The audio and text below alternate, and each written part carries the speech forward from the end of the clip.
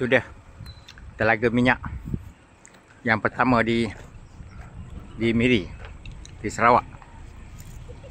Itu dia punya replika telaga minyak. Itu ada muzium Petronas katanya. Jom kita lihat.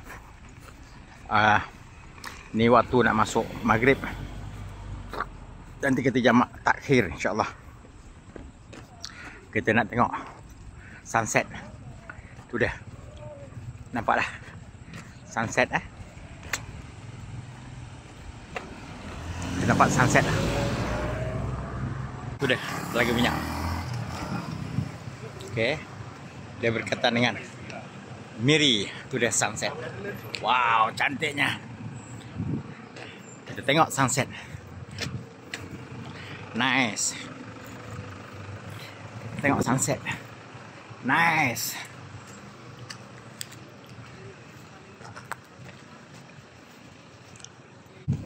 Okey.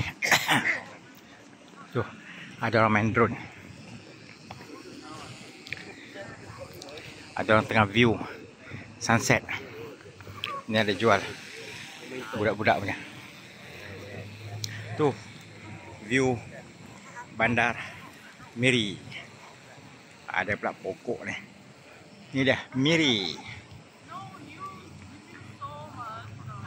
Okey. Itu dah view bandar Miri. Ini dia Miri.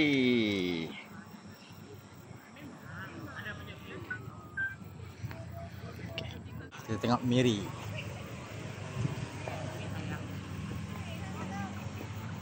Miri.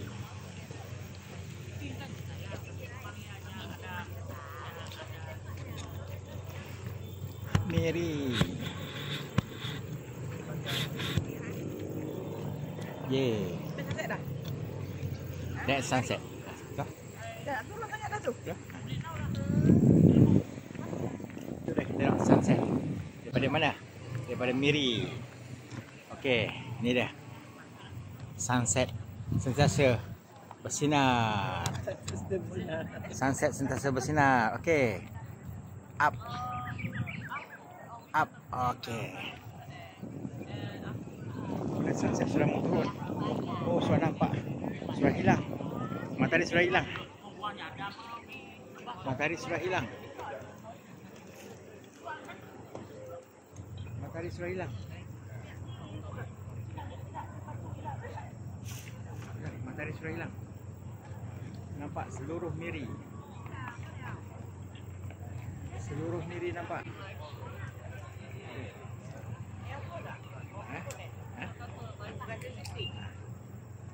Okey.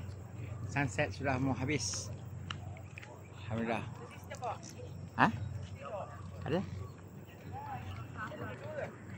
Nak ambil? Okey.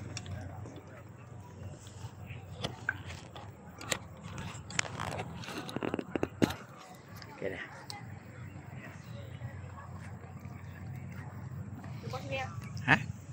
Sunset dah habis. Okey, assalamualaikum.